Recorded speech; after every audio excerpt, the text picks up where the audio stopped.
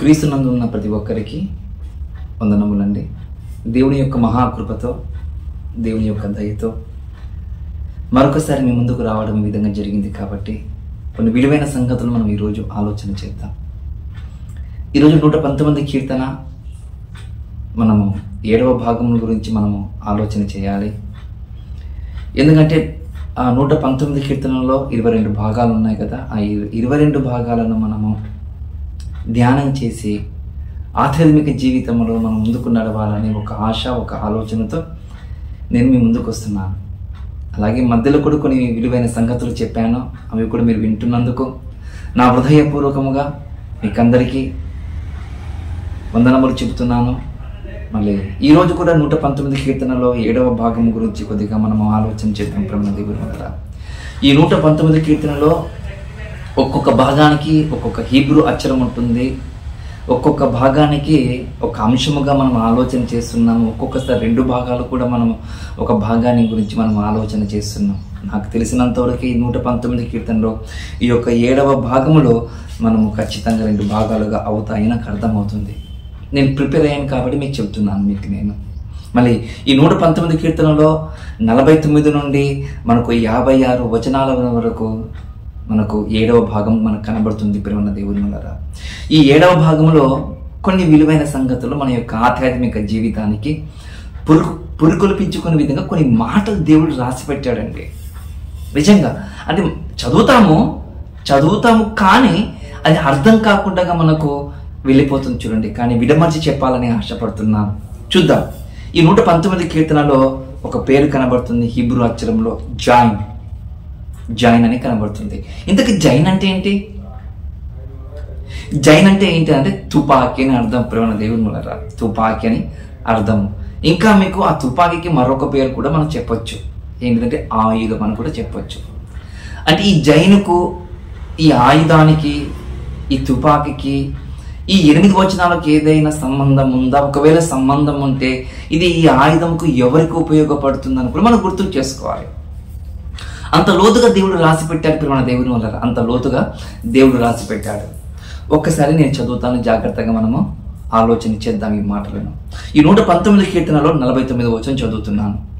నీ సేవకునికి దయచేయబడిన మాట జ్ఞాపకము చేసుకొనుము, దాని వలన నీవు నాకు నిరీక్షణ పుట్టించి ఉన్నావని కనబడుతుంది మనకు. చూడండి, బైబిల్ ఏం చెబుతుంది? నీ సేవకునికి దయచేయబడిన మాట జ్ఞాపకము చేసుకొనుము, దాని వలన నాకు నిరీక్షణ పుట్టించబడుతున్నది దేవా అని ఈ భక్తులను మాట్లాడుతున్న మాట. ఇంతకుముందు చెప్పారు 119 కీర్తన ఎవరు రాశారంటే కొంతమంది దావీదు రాశారు. కాదు, ఇది చెరసాలకు అంటే బబులోను చెరకు వెళ్ళి వచ్చిన తర్వాత రాయబడిన మాటలు మీకు నేను ఇంతకుముందు చెప్పాను. మళ్ళీ ఇందులో ఈ ఎజ్రా గారన్న రాయాలి, దానియేలు గారన్న కన్నా రాయాలి. ఈ 2గురులో ఏ ఒక్కరన్నా రాయాలి. ప్రేమ దేవుని మాట మనకు ఒక మాట కనబడుతుంది. నీ సేవకునికి దయచేయబడిన మాట జ్ఞాపకము చేసుకొను అనే మాట మనకు చూస్తున్నాం. ప్రేమ దేవుని వల్ల నిజంగా ఈ మాట కొద్దిగా మనం ఆలోచన చేస్తే దేవుడు అంటే అతి ప్రేమ ఉంటుంది చూడండి. దేవుడు అంటే పిచ్చి అంటారు చూడండి. దేవుడు అంటే ఇక దేవుడు అనగానే ఏదంత దానికైనా సరే తెగించి ముందుకు వెళ్తారు చూడండి. ప్రేమ దేవుని వల్ల మరి అలాంటి వారికి మాత్రమే ఈ యొక్క నిరీక్షణ మాట అర్థమవుతుందని మీకు చెప్పడానికి నేను ప్రయత్నం చేస్తాను. నిరీక్షణ అంటే సామాన్యమైన పదము కాదు. ఆ పదము నిరీక్షణ అనే మాట చాలా లోతైనది. అందుకే ఈ మాట ఎవరికంటే దేవుడు పిచ్చిలా అని అంటారు చూడండి. అలాంటి వారికి ఈ మాట అర్థమవుతుందని నేను ప్రభునామమున మిమ్మల్ని అందరికీ నేను మనవి చేస్తున్నాను. అంతేకాదు ప్రభు దేవుని వల్ల ఇంకా వారి గురించి ఎలా చెప్పాలంటే దేవుని కోసం బతికే వారి ధైర్యము, ఎవరైతే దేవుని కోసం బతుకుతారో వారికి ధైర్యము.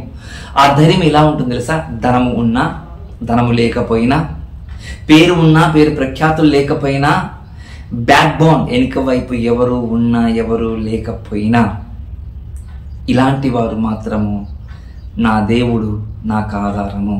ఈ ఆధారం అనే మాట మీకు అర్థం కాదు. ఒక మాట చెప్తాను.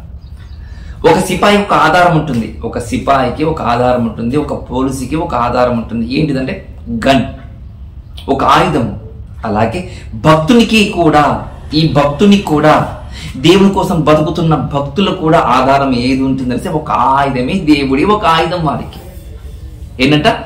దేవుడే ఒక ఆయుధం అంట. చూడండి, మళ్ళీ అలాంటి వారి గురించి ఒక మాట చెప్తున్నాను బైబిల్. ఏమని చెప్తుంది? నీ సేవకునికి దయచేయబడిన మాటను జ్ఞాపకం చేసుకొని ఆ మాటల ద్వారా నాకు నిరీక్షణ పుట్టుతుంది అంటున్నాడు. ఇంకా సేవకుడు అంటే ఎవరు? అర్థం చేసుకోవడానికి సేవకుడు అంటే దేవుని పని చేసేవాడు, పరిచర్య చేయువాడు, నిబంధన మందసంలో ఉండేవాడు కదా. ఇలా చెప్పుకుంటూ ఎన్నన్నా మనం చెప్పొచ్చు. అలాగే ఒక మాట చెప్పడానికి విడమర్చి చెప్పడానికి ప్రయత్నం చేస్తాం. సేవకుడు అంటే దేవుని మాటకు లోబడేవాడు అని కూడా చెప్పొచ్చు. దేవుని మాటకు లోబడేవాడు కూడా మనం చెప్పొచ్చు. ఈ మాటకు కొద్దిగా మనం నిరీక్షణ చెప్పారు కదా. ఈ నిరీక్షణ మాట అని చెప్పాలని కొద్దిగా నేను ఒక వ్యక్తిని ముందుకు తీసుకొస్తున్నాను. ఎవరు అంటే ఆ వ్యక్తి అంటే అబ్రహాం గారు. ఎవరు ఆ వ్యక్తి అంటే అబ్రహాం గారు. మళ్ళీ ఈ అబ్రహాం గారు నిరీక్షణ కలిగి ఉన్నాడంట. ఏమన్నాడు అబ్రహాం గారికి? అబ్రహమా, నీ నుండి వచ్చిన వాడే నీకు వారసుడు అవుతాడు అని ఒక్కటన్నాడు. వాడు నేను ఇస్కరేలును సంతానం ఇస్తాన్నాడు. 2, మూడవది పాలు తేనెలు ప్రవహించు దేశమునకు నేను నీకు తీసుకుని వెళ్తాను చెప్పాడు. చేశాడా లేదా? ఎన్ని సంవత్సరాలు చేశాడో మీకు నేను చెప్పడం లేదు. కొడుకు పుట్టడానికి 25 సంవత్సరాలు పట్టింది కదా. అలాగే అతని నుండి వచ్చిన ఆకాశ నక్షత్రం చెప్పారు కదా. చెప్పాడా? అవును చెప్పాడు. ఆకాశ నక్షత్రాల కంటే ఎవరయ్యానంటే ఒక దిక్కు ఇశ్రాయేలు ప్రజలు కూడా చెప్పొచ్చు, ఒక దిక్కు క్రైస్తవులు కూడా చెప్పొచ్చు. అర్థంగా చెప్తున్నాను. ఇది చాలా క్రైస్తవులైన మాట, చాలా లోతైన మాటలు మీకు చెబుతున్నాను ఈ మాటని. ఇంకేం చెప్పారు? పాలు తేనెలు ప్రవహించే దేశానికి తీసుకుని వెళ్తానని చెప్పారు కదా. ఎప్పుడు తీసుకు వెళ్ళాడంటే కొన్ని 100 సంవత్సరాల తరువాత. ఎన్ని సంవత్సరాలు? కొన్ని 100 సంవత్సరాల తరువాత యెహోషువ కాలంలో పాలు తేనెలు ప్రవహించే దేశానికి తీసుకొని వెళ్ళాడు దేవుడు కదా. అవును, మరి అలాంటి నిరీక్షణ కలిగిన వారికి ఎవరయ్యా నీకు ధైర్యం అంటే బైబిల్ చెప్తున్న మాట, దేవుడే నాకు ధైర్యం. ఎవరయ్యా నీకు ఇంత గట్టి పట్టుతో ఉన్నావు నీవంటే నా దేవుడే నాకు ఆధారము, ఆయనే నాకు ఒక ఆయుధము అనే విధంగా వెళ్ళిపోతారు. చూడండి, ప్రేమ దేవుని వల్ల ముందుకు కొనసాగుతూ వెళ్ళిపోతూ ఉంటారు. చూడండి, ఇంకా మీకు అర్థం కావడానికి, మనం ఇంకా ముందు కొద్దిగా లోతుగా వెళ్ళి పరిశీలన చేయడానికి ప్రయత్నం చేద్దాం. దావీదు కూడా అన్నాడు ఏమన్నా? అవును, దావీదు కూడా ఏమని అన్నాడు తెలుసు కదా. నీ గర్భఫలము నుండి వచ్చిన వారు ఈ సింహాసనం మీద తరతరములు కూర్చుంటాడు అన్నాడా లేదా? అవును అన్నాడు. జరిగిందా లేదా? అవును జరిగింది. అది కూడా కొన్ని 100 సంవత్సరాల తర్వాత జరిగిందని గుర్తు చేస్తున్నా మీకు నేను. జరుగుతున్నది. చివరికి దావీదు కుమారుడైన క్రీస్తు యేసుల వారు మనకు కనబడుతుంది. మత్తయి సువార్తలో 1వ అధ్యాయం కదా. కూర్చున్నాడా అంటే మాట ఇస్తే మాట తప్పని వాడు దేవుడు అనే మాట మనకు ఆలోచన కలుగుతుందని మీకు చెప్తున్నాను నేను. మాట ఇస్తే మాట తప్పని వాడుగా మనకు కనబడుతుంది. బైబిల్ ఉన్న దేవుడి గొప్పతనం మీకు చెప్తానికి నేను ప్రయత్నం చేస్తున్నాను ప్రేమ దేవుని వల్ల కదా. ఆనాటి భక్తులకు అందరికీ మాట ఇచ్చారు కదా. మాట ఇచ్చిన ప్రకారం ఉండాలంటే అవును ఉన్నారు. మళ్ళీ ఆ మాట ఇచ్చిన దేవుడే మనకు కూడా ఒక మాట ఇచ్చాడు కదా అంటున్నాను నేను. ఆ మాట ఇచ్చిన దేవుడే ఒక మాట ఇచ్చాడు. నిరీక్షణతో కూడుకున్న భక్తులు కూడా మాట ఇచ్చాడు కదా, మనకు ఒక మాట ఇచ్చాడు కదా, నేను త్వరగా వస్తానన్నాడు. అన్నాడా? అవును అన్నాడు. మరి అన్నాడు నిజమే. మరి ఆయన వచ్చేటప్పుడు మనం ఎలా ఉండాలో కూడా దేవుడు చెప్పాడా? అవును, చాలా జాగ్రత్తగా ఉండమన్నాడు కదా. నా పేరు మీద అనేకులు వస్తారని చెప్పాడు కదా. నా మీద అబద్ధ బోధకులు వస్తారని చెప్పారు కదా. ఇంకా బాగా చెప్పారంటే క్రీస్తు ఇక్కడ ఉన్నాడు, క్రీస్తు అక్కడ ఉన్నాడని చెప్పాడా లేదా అంటే అవును చెప్పాడు. ఇంకొక మాట కూడా చెప్పాడు ప్రారంభంలోని మాట, మీరు జాగ్రత్తగా ఉండండి అన్నాడు. ఎందుకు మీరు జాగ్రత్తగా ఉండండి ఎందుకు అన్నాడంటే ఈ 2000 సంవత్సరాల తర్వాత ఏం జరుగుతుందంటే ప్రపంచంలో బోధ మారిపోతుంది. ఆ బోధన విధానం ఎలా ఉంటుందంటే ఎక్కువగా శరీరానికి సంబంధించిన బోధగా ఉంటుంది. ఎక్కువగా అబద్ధ బోధకులే వస్తారు. చూడండి, ఇప్పుడు జరుగుతున్న వాస్తవం మనం చూస్తున్నాము కదా. ఇప్పుడు జరుగుతున్న వాస్తవం మనం కళ్ళారా చూస్తున్నాం. చూడండి, ఏమన్నా చెప్పకూడదు, అట్టిపండు ఇస్తే పిల్లలు పుడతారా? చూడండి ఎలా ఉంది. అట్టిపండు ఇస్తే పిల్లలు పుడతారా? మరి అలాంటి బోధ చేసేవారు లేరంటారా? ఈరోజు ఉన్నారు. కాబట్టి జాగ్రత్తగా మనము ఆలోచన చేయాలని చెప్తారు. అలాంటి బోధకులు ఉన్నారు. మరొక్కడే కాదండి, చాలా మంది బోధకులు ఉన్నారు. చాలా మంది బోధకులు కూడా ఉన్నారు. వాళ్ళు ఏమంటారు, మేము దేవునితో మాట్లాడుతున్నాం, ఏం మాట్లాడుతున్నాం, అన్ని భాషలో మాట్లాడుతున్నట్ట. ఆ రోజు అన్ని భాషలు ఎందుకు మాట్లాడారో కూడా తెలియదు. మరొకడు అంటారంట, దయ్యాలను వెళ్ళగొడుతున్నాను, ఒక దయ్యాల బోధకుడు అంట. చూడండి, మరికొంతమంది ఈ విధంగా అంటున్నారు, దయ్యాల బోధకులంట స్వస్థత వరాలు ఉన్నాయంట, స్వస్థత వరాలు కూడా ఉన్నాయంట. నేను స్వస్థత లేవనను, వరాలు ఎక్కడ ఉన్నాయంటున్నాను నేను. వరాలు వేరు, స్వస్థత వేరు.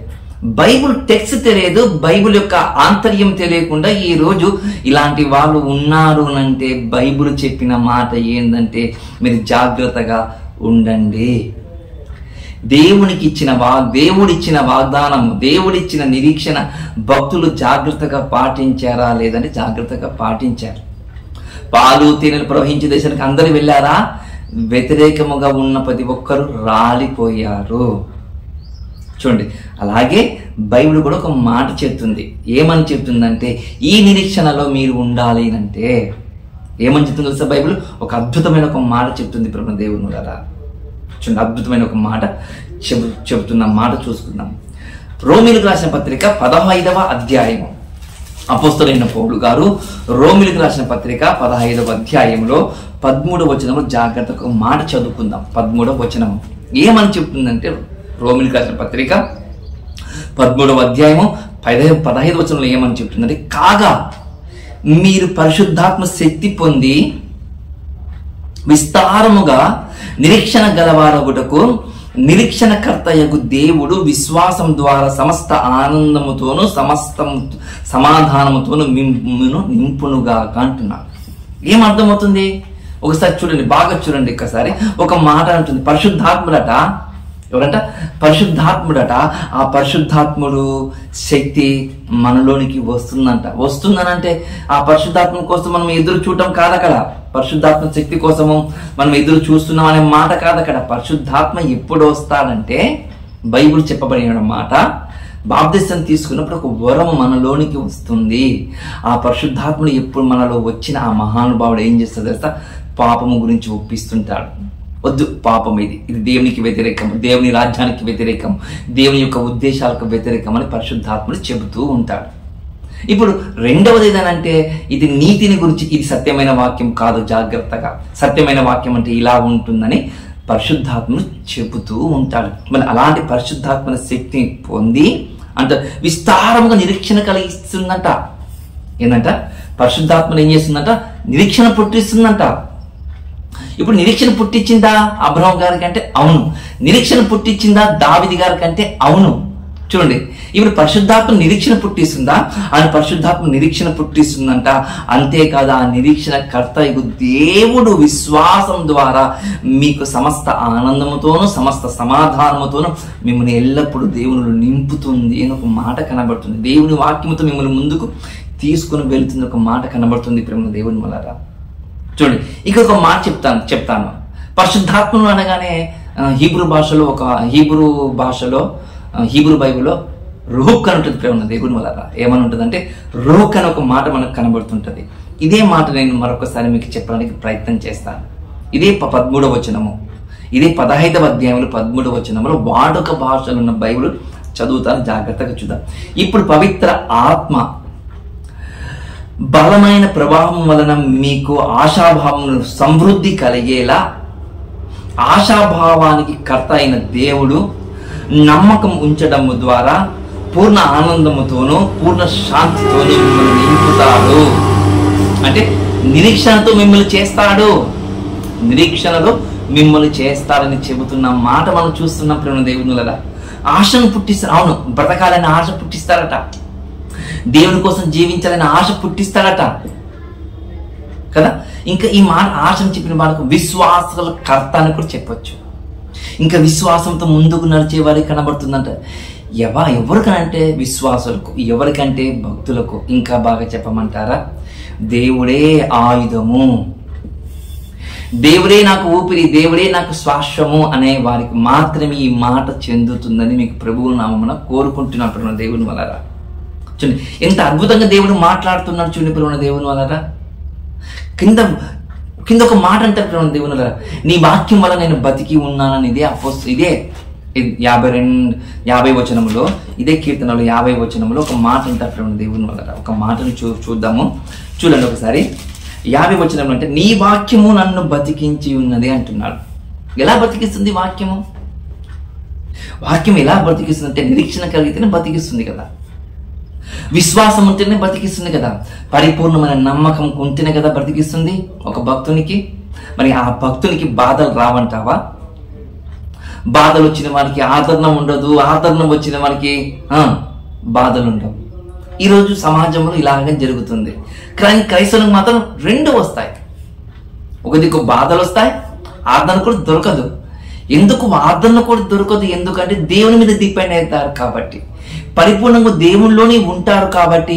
బైబిల్ చెప్తున్న మాట ఏంటంటే, నా మీద నమ్మకం కలిగిన వారు, నా మీద ఆధారపడే వారికి నేను ఆధారంగా ఉంటానని చెప్పారు దేవుడు కదా. మరి అలాంటి వారికి దేవుడు ఆధారంగా ఉంటాడు.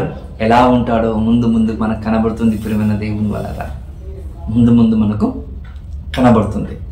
ఏ భక్తుడైతే ఈ విధంగా అంటున్నాడో, నీ వాక్యం ద్వారా నన్ను బతికించుచున్నాను, బతికింపబడుచున్నాను అన్నాడు కదా.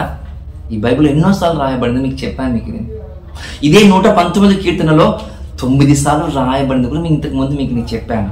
మరి అలాంటి భక్తులు చెబుతున్న మాట ఏమని చెప్తున్నారంటే, ఆ బాధలలో కూడా నాకు నెమ్మది కలుగుచున్నది అన్నాడు. చూడండి ఏంటంట, ఆ బాధల్లో కూడా నాకు నెమ్మది కలుగుచున్నదన్న మాట అన్నాడు. అంటే ఎంత లోతైన మాట అన్నాడు. మీరు గుర్తుకు చేసుకోవాలి దేవుని వల్ల, మీరు గుర్తుకు చేసుకోవాలి. మరి ఎలా ఇది ఇంతకీ బాధలోను ఈ నిరీక్షణలోను ఎలా మనం గుర్తుకు చేసుకోవాలంటే, పేతురు రాసిన మొదటి పత్రిక ఒక మాట కనబడుతుంది. దేవుని వల్ల పేతురు రాసిన మొదటి పత్రిక 1వ అధ్యాయము 13వ వచనము, 1వ అధ్యాయము 13వ వచనంలో ఒక లోతైన ఒక మాట కనబడుతుంది. చూడండి, నిరీక్షణ అని చెప్పాడు కదా, బాధలలో కూడా నెమ్మది కలుగుతుందని చెప్పాడు కదా. ఎలా కలుగుతుంది భక్తులకు అంటే, భక్తులకు ఒక మాట చెప్తున్న మాట ఏంటిదంటే, వారందరూ మొదటి పేతురు రాసిన పత్రిక 1వ అధ్యాయం 13వ వచనం, కాబట్టి మీ మనసు అను నడుము కట్టుకొని నిబ్బరమైన బుద్ధి గలవారై యేసుక్రీస్తు ప్రత్యక్షమైనప్పుడు మీకు తేపడు కృపా విషయమై సంపూర్ణ నిరీక్షణ కలిగి ఉండుడి. ఏమన్నా అర్థమవుతుందంటే, ఈ బాధల్లో కూడా నాకు నెమ్మది కలుగుతుంది అంటున్నాడు. నీ వాక్యం చేత నేను బతికింపబడుతున్నాను అంటాడు. అంతేకాదు, మనం చూసాం కదా 49వ వచనంలో, నీ సేవకునికి నిరీక్షణ పుట్టించుచున్నావంటే ఎలా? ఇవన్నీ ఎలా అంటే, బైబిల్ చెప్తున్న మాట, ముందు నిబ్బరమైన మనసు గలవారై మీరు ఉండండి. ఏంటంట, నిబ్బరమైన మనసు గలవారై మీరు ఉండండి. మీ మనసు అనే నడుమును కట్టుకొని అంటారు ప్రేమ దేవుని వల్ల. ఎందుకు మీ మనసు నేను నడుమును ఎందుకు కట్టుకోవాలంటే, ఇంతకుముందు చెప్పాను కదా, జాగ్రత్త అని చెప్పారు. చూడండి, ప్రభు ఇక్కడ ఉన్నాడు, ప్రభు అక్కడ ఉన్నాడు, అక్కడ అద్భుతాలు జరుగుతున్నాయి, ఇక్కడ అద్భుతాలు జరుగుతున్నాయి అని చెప్పేవాళ్ళు చాలా మంది వస్తారు. కాబట్టి అలాంటి మాటలు మీరు వినకుండా ఉండాలనే బైబిల్ చెబుతున్న మాట. ఏమని చెబుతున్న మాట బైబిల్ అంటే, మీరు నిబ్బరమైన బుద్ధి గలవారై ఉండండి. కాబట్టి మీ మనసు నడుము కట్టుకొని నిబ్బరమైన బుద్ధి గలవారై ప్రభు వచ్చేంత వరకు నిరీక్షణ కలిగిన వారై ఉండండి. ఒకే మనసుతో ఉండాలా? చూడండి, నడుము కట్టుకోవాలంటే నిబ్బరమైన బుద్ధి కలగాలంటాడు. యేసుక్రీస్తుల వారు ప్రత్యక్షమైనంత వరకు మీరు ఏ విధంగా ఉండాలంట? నిరీక్షణ కలిగి ఉండమంటున్నాడు. సంపూర్ణమైన భక్తులు కూడా ఉండమంటాడు. చూడండి, ప్రేమ దేవుని వల్ల ఉండాలా? అవును, సంపూర్ణమైన భక్తులు కూడా ఉండాలని చెబుతున్న మాట ప్రేమ దేవుని వల్ల. చూడండి, ప్రభు ఇంత లోతుగా చెబుతున్న మాట ప్రేమ దేవుని వల్ల. ఈ రోజు మనం కొద్దిగా మనము ఆలోచన చేయగలిగితే మన క్రైస్తవ సమాజం మనము ఆలోచన చేయగలిగితే, బైబిల్ ఎలా చెబుతుందో కొన్ని మాటలు చెప్పడానికి నేను ప్రయత్నం చేస్తాను. ఇదే మొదటి పేతురు రాసిన పత్రిక 2వ అధ్యాయము 1-2 వచనాలకు చూడండి. ప్రభు అంటారు చూడండి, నేను నిరీక్షణ కలిగి ఉన్నాను అంటారు చూడండి. నేను నిరీక్షణ కలిగి ఉన్నాను, నాకు బాధల్లో నాకు నెమ్మది కలుగుతుంది, నేను నిబ్బరమైన మనసు కలిగి ఉన్నాను, నేను క్రీస్తు యొక్క ప్రత్యక్ష వరకు నేను కాచి ఉన్నానని చెప్పేవారు ఎలా ఉంటారంటే, దేవుని రుచి చూస్తారంట మన దేవుని. అందుకే పేతురు రాసిన పత్రిక 2వ అధ్యాయం 1వ వచనంలో, ప్రభు దయాళుడని మీ రుచి చూసి ఉన్న ఎడలా, ఏంటంట, ప్రభు దయాళుడని మీ రుచి చూసి ఉన్న ఎడలా నీ దేవుడు రుచి చూడాలంట. నీ దేవుని రుచి చూడగలిగితేనే తప్ప ఆయన దయాళుడో, ప్రేమామయుడో, కరుణామయుడో, అబద్ధికుడో అర్థమవుతుంది. అందుకే బైబిల్ చెప్తున్న మాట, ఇది కేవలం భక్తులకు మాత్రమే ఒక ఆలోచన భావాలను కలిగించే ఉద్దేశం అని మీకు చెప్పాను ఇంతకుముందు. నేను జైన్ అంటే తుపాకి అని చెప్పాను, ఆయుధం అని చెప్పాను. ఈ ఆయుధం ఎవరిదంటే భక్తులదంట. ఈ ఆయుధం ఎవరయ్యా అంటే దేవుడట. ఈ ఆయుధమే దేవుడట. అలాంటి వారికి చెబుతున్నమాట, వాళ్ళందరూ ఎలా ఉంటారంటే ఎల్లప్పుడూ దేవుని రుచి చూస్తూ ఉంటారు. ఎల్లప్పుడు దేవుని రుచి చూస్తూ ఉంటారు. అంతే చూడండి, మరి ఏమంటారు తెలుసా? ప్రభు దయ్యాలను రుచి చూసి ఉన్న ఎడల వారు ఎలా ఉంటారంటే సమస్తమైన దుష్టత్వముకు దూరంగా ఉంటారంట. ఎలా ఉంటారంట? సమస్తంతో కూడుకున్న దుష్టత్వానికి దూరంగా ఉంటారంట. సమస్తమైన కపటమునకు దూరంగా ఉంటారంట. సమస్తమైన వేషధారణకు దూరంగా ఉంటారంట. సమస్తమైన అసూయకు దూరంగా ఉంటారంట. సమస్తమైన దూషణ మాటలకు దూరంగా ఉంటారంట. ఇవన్నీ మానేసి వారు ఒక నూతన జన్మను ఎత్తిన విధంగా వారు ముందుకు వెళుతూ ఉంటారట. అని చూడండి ప్రేమ దేవుని వల్ల రక్షణలో వెళ్తుంటారంట. వాళ్ళ ముందుకు ఇలా వెళ్తారంట. అవును, ఈరోజు క్రైస్తవ సమాజం ఎలా ఉందంటే సమస్తంతో దుష్టత్వం కూడుకున్న సమాజమే కనబడుతుంది మన విశ్వాసులు. అంతేకాదు, సమస్తమును మన కపటంతో ప్రవర్తిస్తున్న సహోదరులే మనకు కనబడుతుంటారు సంఘములు. అవునంటే అవును, సంఘాలలో కపటమైన సహోదరులు ఉంటారు, దుష్టత్వంతో కూడుకున్న సహోదరులు ఉంటారు, వేషధారతో కూడుకున్న స్త్రీలు పురుషులు ఉంటారు, అసూయతో కూడుకున్న విశ్వాసులు ఉంటారు, సంఘ పెద్దలు ఉంటారు, సేవకులు ఉంటారు. అంతేకాదు, సమస్తమైన మాటలకు దూషణ పలికిన వారు కూడా ఉంటారు సంఘాలలో. ప్రారంభ సంఘాలలో ఒకరి మీద ఒక సంఘస్థులు సనిగారట. ఈ రోజు కూడా ఇప్పుడు అలాగనే సనుగుతున్నారట. సంఘ విశ్వాసులు సనుగుతారంట. సంఘ విశ్వాసులు దూషణకు దిగుతారంట. సంఘ విశ్వాసులు కొట్టుకుంటారట. సంఘ విశ్వాసులు ఒకరి మీద ఒకరు నిందలు వేసుకుంటారట. జరుగుతుందట. అవును, మన కళ్ళారో చూస్తున్న యూట్యూబ్ ఛానల్లో ఈరోజు సంఘాలలో కూడా అలాంటి వాళ్ళు ఉన్నారు. అలాంటి ఈసారి క్షమించండి, ఇలాంటి సంఘస్థులు చాలా మంది ఉన్నారు. ఒక ఊరికి ఒక సంఘానికి వీళ్ళు ఎలా ఉన్నారంటే సంఘ పెద్దలంట బాప్తిసం తీసుకున్నారంట. అలాంటి వాళ్ళు కూడా ఉన్నారు. సిగ్గుపోతుంది. దేవునికి విలువలు తీస్తున్న వారు ఉన్నారు. పేరుటైపోతుందా? రక్షణ లేదు, మారు మనసు లేదు. సంఘ పెద్దవి ఎలా అవుతావు? దేవునికి సిగ్గు తీయడానికి నువ్వు సంఘానికి వస్తున్నావని గుర్తు చేసుకో. మరికొంతమంది వస్తారు విశ్వాసులు. దేనికోసం వస్తారంటే విలువలు పొందుకోవడానికి రారు, విలువలు పోకూడడానికి సంఘస్థులు వస్తుంటారు. విలువలను పోకూడదని సంఘస్థులు వస్తుంటారు ప్రేమ దేవుని. అందుకే అంటున్నాడు, నీ వాక్యం చేత నాకు నెమ్మది కలుగుచున్నది అంటాడు. బాధలు కూడా నెమ్మది కలుగుతుందంట. మన బాధలు నెమ్మది కలుగుతుందా చెప్పండి ప్రేమ దేవుని వల్ల? ఒక ఏబు గారికి నెమ్మది కలిగింది కదా బాధల్లో. అవును, ప్రభువైన యేసుక్రీస్తు వారికి నెమ్మది కలిగింది కదా బాధల్లో. అపోస్తలుడైన పౌలు గారికి కూడా నెమ్మది కలిగింది కదా. వాళ్ళ భక్తులు వాళ్ళకు మాత్రం చెందుతుంది అని చెప్పాను. ఇప్పుడు మనకు బాధలు ఉన్నాయి, మనకు నెమ్మది కలుగుతుందా? బాధలు ఉన్నాయంటే మనం ఏం చేస్తాం తెలుసా?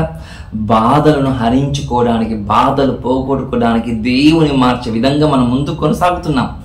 దేవుని మార్చమంటే వాని దగ్గర వీని దగ్గర ఆతాయితులు తంత్రగాని దగ్గర మంత్రగాని దగ్గర వెళ్తున్న ప్రపంచము క్రైస్తవులు లేరంటారా? ఈరోజు ఉన్నారు.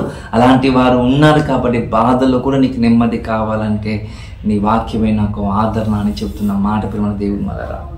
చూద్దాం, ఇదే 119 కీర్తన 51వ వచనం జాగ్రత్తగా మనం చదువుకున్న ప్రేమ దేవుని వల్ల 51వ వచనము ఏమని చెప్తుంది చూడండి. గర్విష్ఠులను మిగుల అపహాసించిరి, ఆయనను నీ ధర్మశాస్త్రుని నేను తొలగక ఉన్నాను. గర్విష్ఠులంట ఎలా ఉన్నారంటే ఎప్పుడు గర్విష్ఠులంట. గర్విష్ఠులు ఎప్పుడు అవుతారో తెలుసా? డబ్బు వచ్చినప్పుడు గర్విష్ఠులు అవుతారు, పేరు వచ్చినప్పుడు గర్విష్ఠులు అవుతారు ప్రేమ దేవుని వల్ల. అంతే, ఇది 2 కాక 3 కేటగిరీ కూడా ఉంది. ఎవరంటే వాని వెనుక ఎవరైనా ఒకరు ఉంటారు చూడండి. వాని వెనుక ఎవరైనా ఒకడు ఉంటే, ఎవరు ఒక బలమైన ఒక వ్యక్తి ఉంటే, ప్రోత్సహించే ఒక వ్యక్తి ఉంటే సంఘానికి కూడా రాకుండా అవుతారు చూడండి. సంఘానికి కూడా రాకుండా అవుతారు. వీళ్ళు ఎవరయ్యా అంటే గర్విష్ఠులు. వీడేటి మాకు చెప్పేది అని ఉండొచ్చు. వారందరూ గర్విష్ఠులు అంట.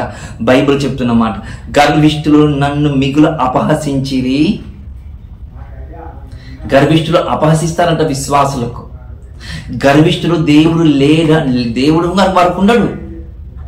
దేవుడు వారికి ఉన్నాడు, వారికి నిరీక్షణ దేవుడు కాదు, వారి ఉద్దేశాలు దేవుడు కాదు. అంతేకాదు వారి ప్రేమ అవి ఏముండవు వాళ్ళలో. ఒక వాళ్ళు ఏముండదంటే గర్విష్ఠతనం. ఎలా ఉంటుందంటే గర్విస్తాను. ఒక బైబిల్ ఒక మాట చెప్పింది, ఆ మాట చెప్పడానికి నేను ప్రయత్నం చేస్తాను ప్రేమ దేవుని ద్వారా. అలాంటి గర్విష్ఠులందరూ అపహసించిరి. చూడండి, అపహసించారంట. ఏబు గారు అపహసించినప్పుడు ఏం చేశాడో మీరు గుర్తుకు చేసుకోవాలి. ఆయన దేవుని దూషించాడా, దేవుడి కాదన్నాడా? మీరు ఆలోచన చేసుకొని ప్రేమ దేవుని వల్ల ఎంత గర్విష్ఠులు వచ్చి తన చుట్టుపక్క వాళ్ళు నువ్వు ఇలాంటి వాడు, నువ్వు అలాంటి వాడివి అన్నా కూడా లేదు, నేను తప్పు చేయలేదు, నా దేవునికి నేను ఏ దృష్టి పాపం చేయలేదు అన్నాడు. చూడండి ప్రేమ దేవుని వల్ల. ఒక మాట చూడడానికి మనము చేద్దాం ప్రేమ దేవుని వల్ల. ఒక మాట చూడడానికి మనం ప్రయత్నం చేద్దాం. గర్విష్ఠుల గురించి మాట్లాడుతున్నారు కదా, మరి గర్విష్ఠుల గురించి ఒక మాట ఏమంటారు? గర్విష్ఠులు నన్ను మిగులు అపహసించిరి, నేను నీ ధర్మశాస్త్రం తలకొని ఉన్నాను. అంటే నీ వాక్యానికి నేను కట్టుబడి ఉన్నాను. యోబు గారు వాక్యానికి కట్టుబడి ఉన్నాడా? అవును, కట్టుబడి ఉన్నాడు. ఇప్పుడు ఒక వ్యక్తి చూపిస్తాను. వారు ఎవరంటే కోరాహు కుమారులు. ఎవరంట? ఈ కోరాహు కుమారులు 44వ అధ్యాయంలో 18వ వచనములో మనకు కనబడుతున్న మాట పెరుగున దేవుని ద్వారా. 44వ అధ్యాయంలో 18వ వచనంలో ఒక మాట కనబడుతుంది. కోరాహు కుమారులు ఈ విధంగా అన్నారంట. 44 కోరాహు కుమారులు చేసిన దైవధ్యానము ఈ 44 కీర్తనలో 18వ వచనములో ఏమంటారు చూడండి. మా హృదయము వెనుకకు పోలేదు, మా అడుగులు నీతి మార్గములో విడిచిపోలేదు. ఎందుకు? దేవుడు పరిశీలించి దేవుడు ఇప్పుడు ఆ శ్రమలో వచ్చినప్పుడు, గర్విష్ఠులు వచ్చినప్పుడు, బాధలు వచ్చినప్పుడు, నిందలు వచ్చినప్పుడు నీ దేవుడు నిన్ను పరీక్షిస్తాడట. ఆ పరీక్షించే విధానం ధర్మశాస్త్రానికి నువ్వు వెనకడుగు వేసావా, దేవుని వాక్యానికి లోబడకుండా నువ్వు ఉన్నావా అని పరిశీలన చేస్తాడట. మళ్ళీ అదే దేవుడు పరిశీలన చేస్తారేమన్నా కనబడుతుంది కదా. ఒక మాట చూద్దాం ప్రేమ దేవుని వల్ల. ఇదే 119వ కీర్తనలో 154వ వచనం జాగ్రత్తగా మనం చదువుకుందాం. 154వ వచనం జాగ్రత్తగా చూద్దాం ప్రేమ దేవుని వల్ల. ఏమంటారు చూడండి. 119 కీర్తన 154వ వచనంలో, నా పక్షమున వాద్యమాడి నన్ను విమోచింపుము, నీవిచ్చిన మాట చెప్పు నన్ను బ్రతికింపుము. చూడండి, అంటే గర్విష్ఠులు ఇలాంటి మాటలు మాట్లాడుతుంటే, నిందలు వేస్తూ ఉంటే, అపాయం కలిగించే విధంగా మనసులు వస్తూ ఉంటే బైబిల్ చెబుతున్న మాట, నా పక్షం నువ్వే ఉండు. నా ఆయుధం ఎవరు? నువ్వే కదా. నా ఆదరణ ఎవరు?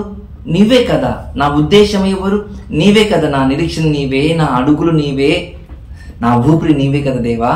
కాబట్టి నీవే వారికి వాద్యమాడని విధంగా మనకు కనబడుతున్న మాట చూడండి ప్రేమ దేవుని వల్ల. మరి ఇలా ఉన్నారా? ఇలా ఉన్నారంటే అవును, అలాగనే మనకు కనబడుతున్న మాట ప్రేమ దేవుని వల్ల మనకు అలాగనే కనబడుతున్న మాటని మీరు గుర్తుకు చేసుకోవాలి. ధర్మశాస్త్రం విడిచిపెట్టలేదు, భక్తులను ధర్మశాస్త్రం విడిచిపెట్టలేదు. ఎగ్జాంపుల్, అందుకే హెబ్రీయులకు రాసిన పత్రికలో ఒక మాట కనబడుతుంది ప్రేమ దేవుని వల్ల. ఇంత గొప్ప సాక్షి సమూహం అంటున్నాడు. ఎవరు వీళ్ళందరూ అంటే పాత నిబంధనలు ఉన్నవారు అందరు. ఇంత గొప్ప సాక్షి సమూహం అంట. విశ్వాసుల కర్త అయిన క్రీస్తు వైపే చూశారట. ప్రభు లేనప్పుడే ప్రభుని చూశారట, ఛాయను చూశారంట. చూడండి, ఎవరయ్యా నీకంటే బైబిల్ చెప్తున్న మాట ఒకటి, నేను ధర్మశాస్త్రంలోని క్రీస్తునే చూశాను కాబట్టి నాకు ఆధారం అని నాకు అర్థమవుతుంది అనే విధంగా మనకు మాట్లాడతాడు. చూడండి ప్రేమ దేవుని ద్వారా దేవుడు మాట్లాడతాడు. చూడండి, మళ్ళీ ఇప్పుడు మన ఆధారం ఎవరు? డబ్బా, పేరా, మనుషులా? ఎవరు? ఆలోచన చేసుకొని ప్రేమ దేవుని వల్ల ఎవరు మనకు ఆధారం గుర్తు చేసుకోండి. అలా గుర్తు చేసుకుని ప్రభునామను కోరుకుంటున్నా. ఇంకొక వచనం చూద్దాం. 119 కీర్తన 52వ వచనం. 119 కీర్తన 52వ వచనంలో ఒక మాట చూస్తున్నాం మనం. యెహోవా పూర్వకాలము నుండి ఉండిన నీ న్యాయ విధులను జ్ఞాపకము చేసుకొని నేను ఓదార్పు నొంది తిని. పూర్వకాలం నుండి నా దేవుని యొక్క మాటలను తాను ఆలోచన చేసి నేను ఓదార్పు పొంది తిని అంటున్నట్టు దేవునులరా. మరి పూర్వకాలం నుండి నా భక్తులందరూ వాళ్ళకు క్రీస్తు వైపు చూశారని చెప్పాను కదా. వాళ్ళకి ఎలాంటి ఓదార్పు ఆయన ఓదార్పు ఇచ్చారంట. ఎలాంటి ఓదార్పు ఇచ్చారంటే అద్భుతమైన ఓదార్పుని ఇచ్చారంట దేవునులరా. అద్భుతమైన ఓదార్పుని ఇచ్చారంట. ఎలాంటి ఓదార్పిస్తారు తెలుసా? ఆయన మీద ఆధారపడిన ప్రతి ఒక్కరికి దేవుడు ఎలాంటి ఓదార్పునిస్తారు తెలుసా? ప్రేమ దేవునులరా, బైబిల్ ఒక అద్భుతమైన ఒక మాట మనం చూస్తున్నాం. ప్రేమ దేవునులరా, రోమిలకు రాసిన పత్రిక 15వ అధ్యాయము, రోమిలకు రాసిన పత్రిక 15వ అధ్యాయంలో ఒక మాట కనబడుతుంది. ఆ మాట మనం 4వ వచనం చూద్దాం. 4వ వచనం ఏమని చూద్దాం. నిన్ను నిందించు వారి నిందలు నా మీద పడేను అని వ్రాయబడినట్లు ఆయనకు సంభవించాను. చూద్దాం. ఏలైనగా ఓర్పు వలనను లేఖనము వలనను ఆదరణ వలనను మనకు నిరీక్షణ కలుగుటకై పూర్వమందు రాయబడినవన్నీ మనకు బోధ కలుగుడు నిమిత్తమై వ్రాయబడి ఉన్నవి. ఎందుకు పూర్వం నుండి ఈ ఒక మాటలను ఎందుకు చెవును పెట్టుకోనకూడదు? పూర్వం వాక్యానికి ఎందుకు మనం లోబడాలి? వాక్యం మీద ఎందుకు మనము మనసు పెట్టాలి అని అంటే బైబిల్ చెప్తున్న మాట, పూర్వకాలంలో భక్తులందరూ ఆయన మాటల మీదనే జీవించారు, ఆయన మాటలతోనే బ్రతికారు, ఆయన మాటలతోనే ముందు కొనసాగారు. కాబట్టి ఆ న్యాయ విధులను, ఆ కట్టడాలను అవన్నీ నేను గుర్తు చేసుకుంటూ బతుకుతున్నాను దేవా, నేను గుర్తు చేసుకుంటూ బతుకుతున్నాను దేవా. అబ్రహం గారు ఎదురు చూశారు కదా, ఎందుకయ్యా నువ్వు గుడారంలో నివసిస్తున్నావు అంటే పునాది గల పట్టణం కోసం ఎదురు చూశానన్నాడు అబ్రహం గారు. పౌలు గారు ఏమన్నాడు? నేను జీవికట్టం కోసం పరిగెత్తుతున్నాను అన్నాడు. ఎలా అంటే వాక్యమే వాళ్ళకి ఆధారం కనిపించింది. ఆ వాక్యంలో దేవుని గ్రహించాడు పౌలు గారు కావచ్చు, ఇక్కడ అబ్రహం గారు కూడా కావచ్చు. ప్రేమ దేవుని వల్ల చూడండి ఏమంటున్నాడు చూడండి. ఇక్కడ అద్భుతమైన ఒక మాట మనం చూసాం కదా, పూర్వకాలం మిమ్మల్ని ఎందుకు ఇవి పూర్వకాలం భక్తులందరూ ఇలా ఎదురు చూశారంట, మీరు కూడా అలాగనే ఎదురు చూడండి అని చెప్తున్న మాట ప్రేమ దేవుని వల్ల. అలా ఎదురు చూడమని చెప్తున్న మాట చూడండి. ఒకసారి 145వ కీర్తన ఒక మాట చూసుకుందాం. 145వ కీర్తన 5వ వచనం జాగ్రత్తగా చదువుకున్న ప్రేమ దేవుని. 145వ కీర్తన 143వ కీర్తన 5వ వచనం. 143వ కీర్తన 5వ వచనం. పూర్వ దినములు జ్ఞాపకం చేసుకొనుచున్నాను, నీ క్రియలన్నీ ధ్యానించుచున్నాను, నేను నీ చేతుల పని యోచించుచున్నాను. దావీదు గారు చెప్తున్నమాట. దేవా, పూర్వకాలం నేను పూర్వ దినములన్నీ నేను జ్ఞాపకం చేసుకుంటాను. ఒకప్పుడు నా స్థితి, నా ఆలోచన, నా ఉద్దేశాలు ఏముండో నీకు బాగా తెలుసు. ఎక్కడో గొర్రెలు కాచుకుంటున్నామని ఈ దేవదారం మనతో చేయబడిన మహాసింహాసనం నన్ను కూర్చోబెట్టా, రాజుని చేశా, అనేకమైన జనసమూహాన్ని సేవకులు నాకు ఇచ్చా, సైన్యం నాకు ఇచ్చా, భార్యలు నాకు ఇచ్చా, పేరునిచ్చా, ప్రఖ్యాతినిచ్చావు. అవన్నీ జ్ఞాపకం చేసుకున్నట. అలా ఈ రోజు కూడా క్రైస్తవుడు అలాగనే జ్ఞాపకం చేసుకోవాలి. ఏం జ్ఞాపకం చేసుకోవాలి తెలుసా? ఒక అద్భుతమైన ఒక మాట కనబడతాయి. నువ్వు ఒకప్పుడు చీకటిలో ఉన్నావు, ఒకప్పుడు ఏమున్నావు? చీకటిలో ఉన్నావు. నీలోనే నీవు అతిక్రమలు చేసుకుంటూ వెళ్ళిపోతున్నావు. నీకు నిరీక్షణ లేదు, నీకు ఒక ఉద్దేశం లేదు, నీకు ప్రేమ లేదు, నీకు పాప విమోచన లేదు. ఇవన్నీ చీకటిలో ఉన్న నిన్ను గుణాతిశయములు, చీకటిలో ఉన్న నిన్ను ఏం చేసి ఆశ్చర్యకరమైన వెలుగులోనికి తీసుకొని వచ్చాడా? ఎవరయ్యా అంటే ధర్మశాస్త్రం చెప్పబడుతున్న క్రీస్తు. ధర్మశాస్త్రంలో చెప్పబడుతున్న క్రీస్తు ఏం చేశాడు తెలుసా? తనకు గుణాతిశయములు చెప్పడానికి నేను ఒక యాజకుడుగాను, రాజుగాను, ఆయన సొత్తుగాను చేసుకున్నాడు. ఇప్పుడు ఆయన సొత్తు, ఇప్పుడు నీకు ఆధారం ఎవరు? ఆయనే. మరి ఆయనే నీకు ఆధారం అయితే ఆయనే నీకు ఆయుధం కావాలి కదా. ఆయనే నీకు నిరీక్షణ అయితే ఆ నిరీక్షణ కోసం నువ్వు ఎలా ముందు కొనసాగుతున్నావు చెప్పు? అది నీవు కావచ్చు, నేను కావచ్చు. ప్రేమ దేవుని వల్ల. అందుకే బైబిల్ చెప్తున్న మాట, ఎప్పుడు దేవుని వాక్యమును ధ్యానించుండి కుడికి కానీ ఎడమకు కానీ తొలగకుండా ఉండాలంటే వాక్యం ధ్యానించు, ప్రార్థన చేయి. అందుకు చెప్తున్న మాట ప్రేమ దేవుని వల్ల. చూడండి ఎంత అద్భుతంగా మాట్లాడుతున్న మాట చూడండి ప్రేమ దేవుని వల్ల. మనం అలాంటి గొప్ప మాటలను ఇంకా రెండవ భాగంలో చెప్పుకుందామని ప్రభునామములో కోరుకుంటూ ఈ కొద్ది మాటలు దేవుడు మీ హృదయాలలో నా హృదయంలో ఫలించును గాక. ఆమేన్. అందరికీ వందనములు.